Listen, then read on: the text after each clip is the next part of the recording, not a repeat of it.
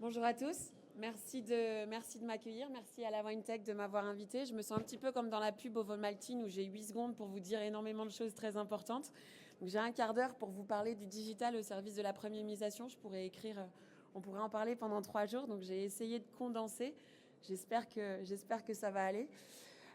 J'ai un petit spoiler alert, ou en tout cas un truc important à vous dire au début, c'est que moi je ne suis pas une personne du digital, je ne suis pas une personne de la tech, je ne suis pas du tout une experte de ça. Par contre, de par mes fonctions, je suis quelqu'un qui réfléchit énormément à la notion de grand cru, à la notion de fine wine et à la notion d'excellence dans notre industrie. Et du coup, à la premiumisation également, qui, on va le voir, et c'est important pour moi de le dire dès le départ, comme dans le vin, comme dans beaucoup de choses, c'est important de définir les choses au début parce que, en fonction de quoi on parle, on ne va pas appliquer les mêmes concepts et on ne va pas appliquer les mêmes leviers d'action. On va voir que la premiumisation, ça peut être légèrement différent que le fine wine, que les vins de luxe, que les classiques, que en fait toutes ces nuances qu'on va trouver dans le haut de la pyramide des prix. Et en fonction de là où on souhaite se positionner dans cette pyramide, dans la haute pyramide des prix en tout cas, qu'on soit premium, qu'on soit fine wine, qu'on soit vin d'investissement, qu'on soit luxe, qu'on soit classique, quel que soit le désir et la volonté de la marque, en fait, les leviers d'action vont pas du tout être les mêmes parce que dans ce segment de niche qui sont les vins les plus chers, en fonction de beaucoup de choses et notamment du système de distribution que vous allez choisir, vous allez avoir en face de vous des acteurs différents, vous allez avoir des routes to market qui vont être différentes et vous allez avoir des leviers par rapport à la tech et du digital qui vont être différents parce que l'augmentation de la valeur perçue ne va pas jouer sur les mêmes choses. Ça, c'était mon introduction. Juste pour vous donner un petit peu de contexte sur ce que je fais et qui on est. Donc moi, je dirige Arénie Global, qui est un think tank qui est dédié à l'avenir des grands vins, au Future of Fine Wine. On est basé à Londres et notre langue de recherche, elle est en anglais. C'est pour ça qu'il y a beaucoup des slides qui seront en anglais aujourd'hui. Je m'en excuse par avance. Et en fait, notre métier, c'est de regarder comment le monde change et comment ces grandes forces de changement vont impacter à la fois la production, la distribution et la consommation des grands vins.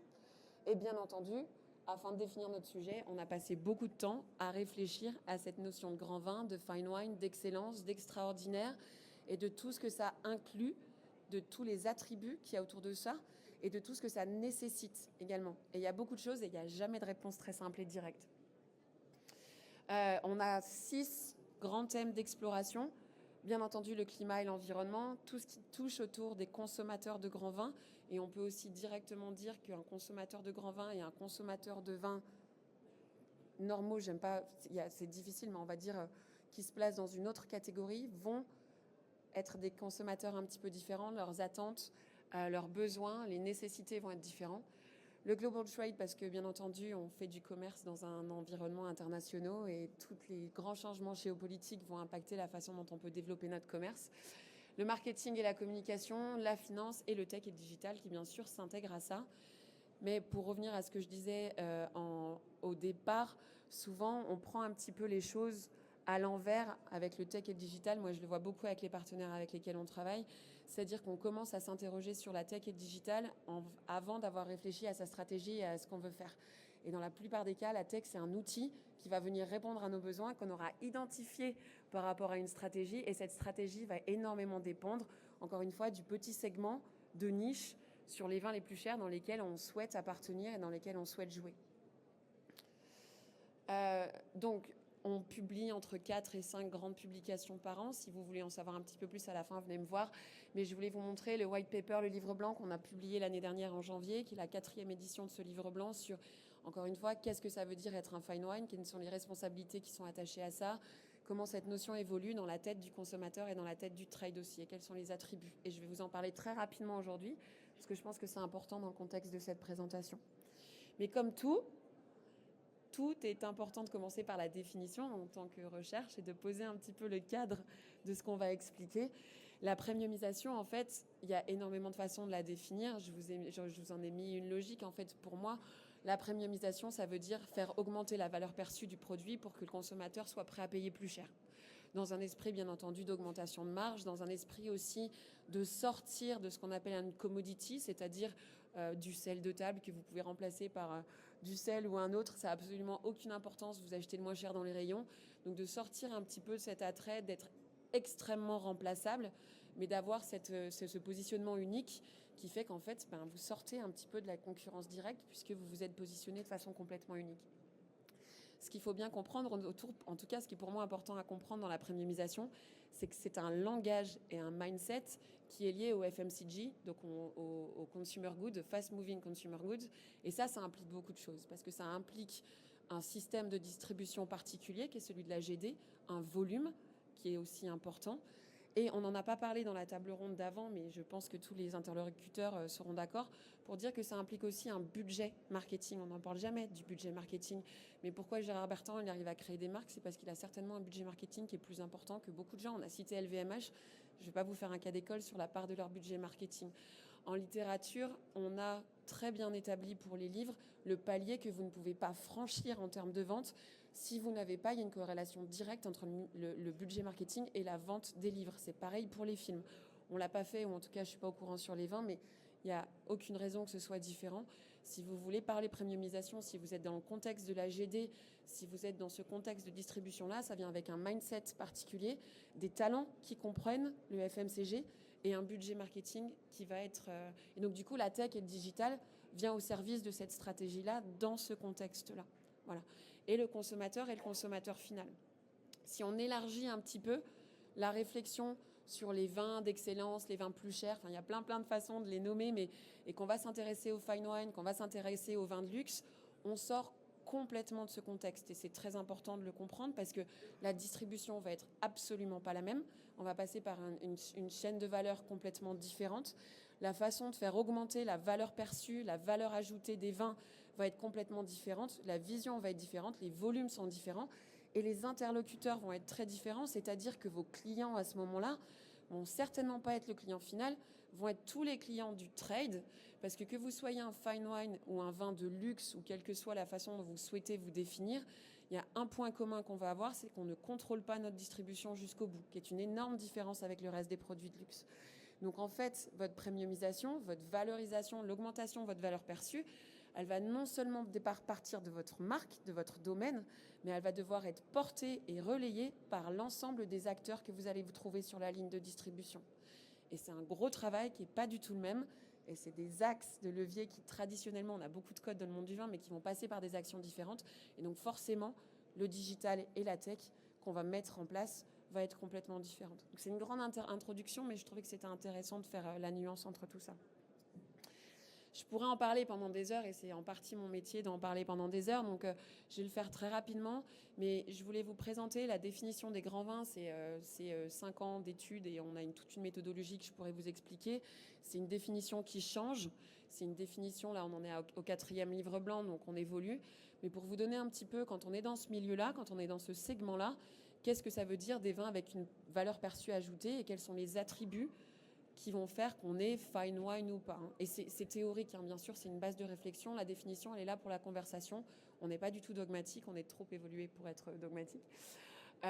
Mais si vous le regardez très rapidement, il y a 5 critères pour appartenir, entre guillemets, à la catégorie des grands vins.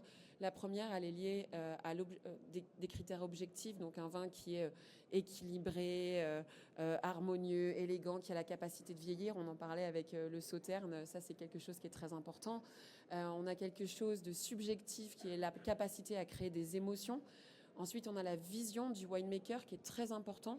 La vision de créer quelque chose d'excellent ou d'extraordinaire. Et encore une fois, on pourrait faire un essai sur la différence entre l'excellence et l'extraordinaire et comment ça impacte tout ça.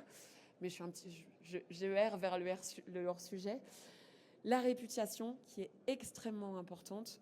Et le côté sustainable, alors là c'est pareil, on pourrait en parler pendant des heures, mais les grands vins sont construits dans une notion de temps long au niveau de l'agriculture. Et au jour d'aujourd'hui, avoir une agriculture sur le temps long, ça veut forcément intégrer une notion de sustainability, quelle qu'elle soit. Et en fait, ce que je voulais vous montrer dans cette définition, c'est que c'est une définition très amont. Alors quand on me demande de parler de l'aval, c'est toujours un peu compliqué parce que dans les fine wine, tout est concentré encore sur la production. On part de la vision du producteur et encore une fois, il va falloir la faire décliner sur l'ensemble du système de distribution. Mais la réputation est très importante et je vais vous en parler parce que quand on va essayer de faire ce levier-là qui est de faire augmenter la valeur perçue d'un vin, ça va passer par la réputation qui va passer par toute une série, encore une fois, d'acteurs qu'on va devoir aller toucher. Je vous ai mis aussi la définition d'un vin de luxe, parce que c'est une nuance qu'on nous demande souvent d'expliquer. Et c'est une des définitions, il y en a plein.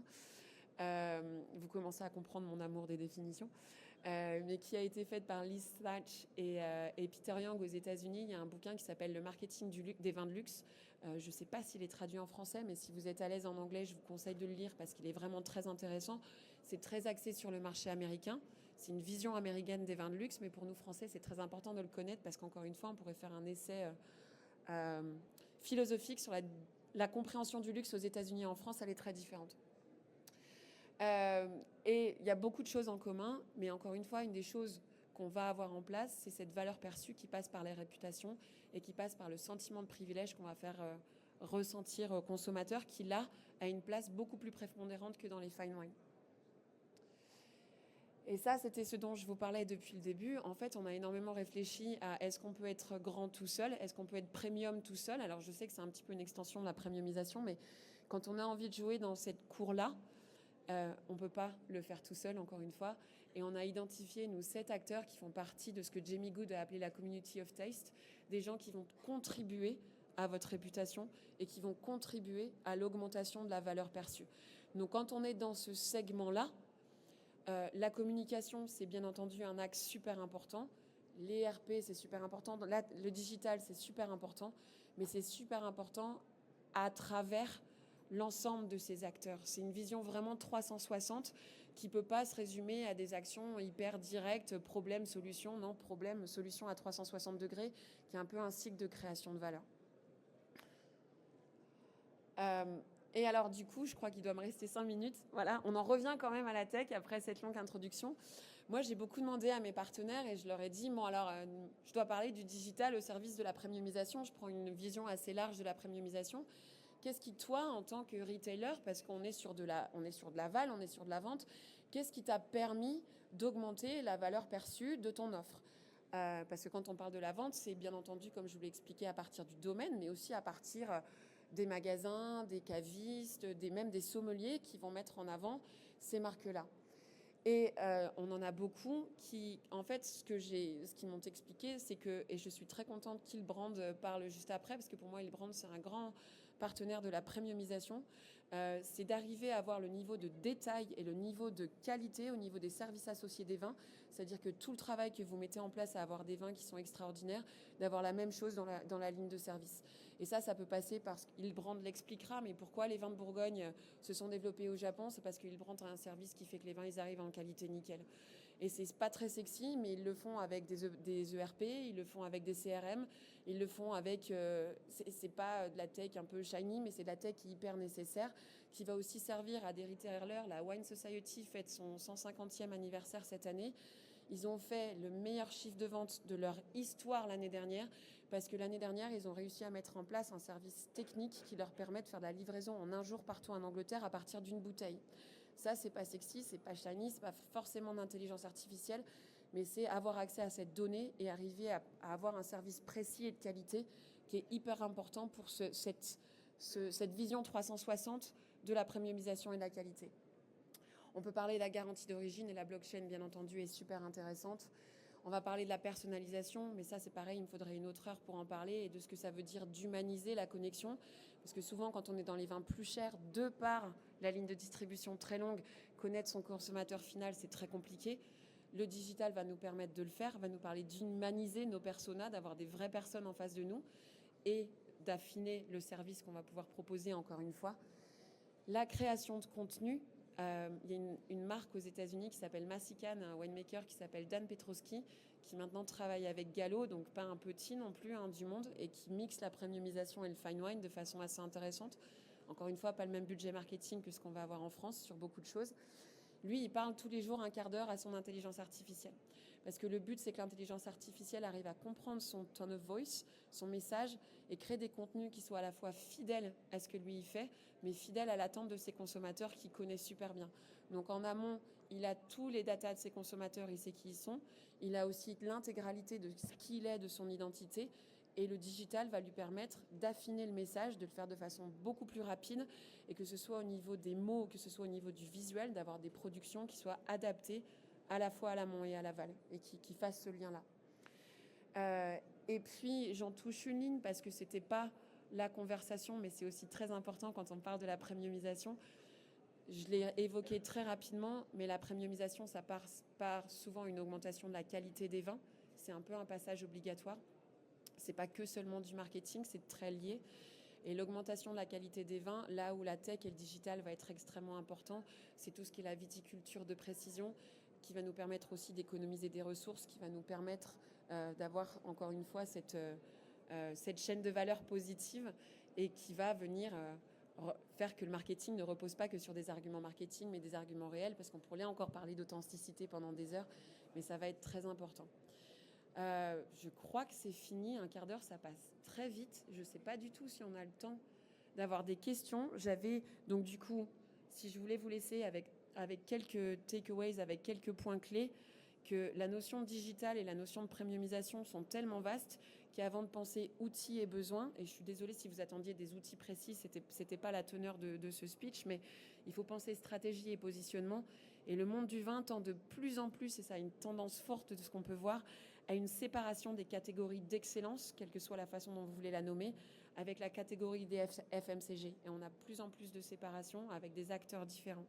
Donc dans les vins FMCG, les budgets marketing requis sont très importants et je pense qu'il faut aussi en avoir conscience parce qu'on peut parler outils, mais les budgets sont importants. Et le digital viendra au service du marketing et c'est quelque chose qui va être drivé presque intégralement par la marque. Alors que quand on est dans les vins d'excellence, quand on élargit cette notion de premiumisation, la problématique, elle est tout autre. Les circuits de distribution sont différents, les interlocuteurs sont différents et le digital, du coup, viendra au service d'une stratégie qui va être multiple et une premiumisation qui va être drivée par la marque mais relayée par l'ensemble de la chaîne de valeur. Voilà, j'espère que ça vous a plu. Merci beaucoup.